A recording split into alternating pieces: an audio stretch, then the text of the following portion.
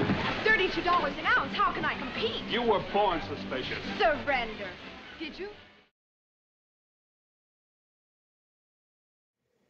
Hey everyone, today's perfume is a special rare vintage find, and I have a little backstory on how I found it. A few winters ago I was going through a really difficult time and I started watching Carmen Miranda movies. They took my mind off of things and cheered me up, and one in particular was called Springtime in the Rockies, and it's from 1941.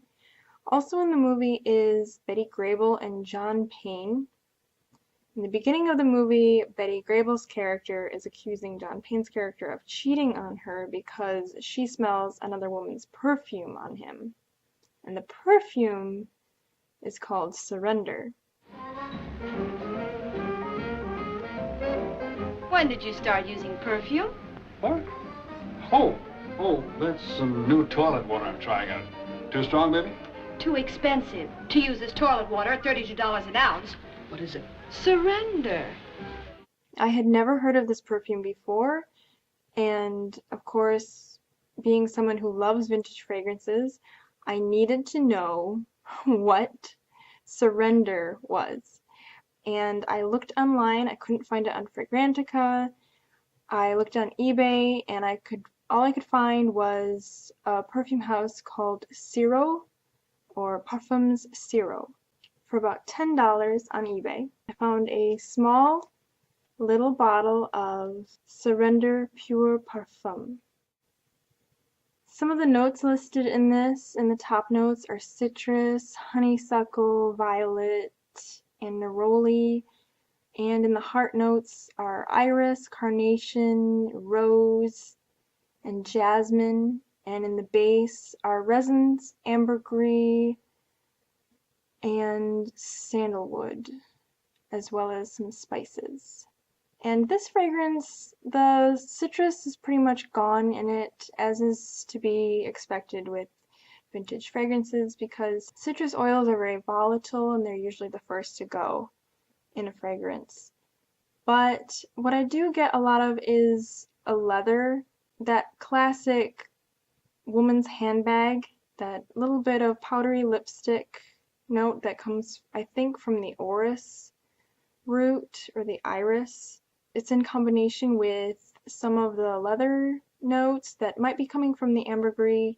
There's a little bit of powder, most likely from the iris and the sandalwood.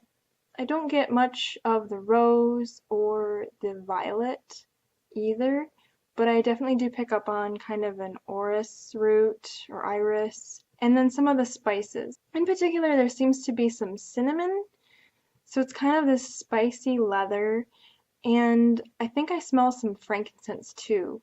The resins have been preserved very well. I think it has aged quite well, really. I'm not sure the exact year that this particular bottle is from.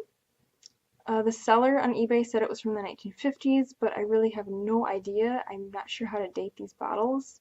But I don't smell anything sour or rancid about this fragrance at all. I think it has aged pretty well. And this was a really fun experience to be able to kind of connect with a past era like this, to see a fragrance, to see a movie and hear a fragrance referenced in a movie, and be able to then find that fragrance and smell it. It's kind of like a window into the past, into another era.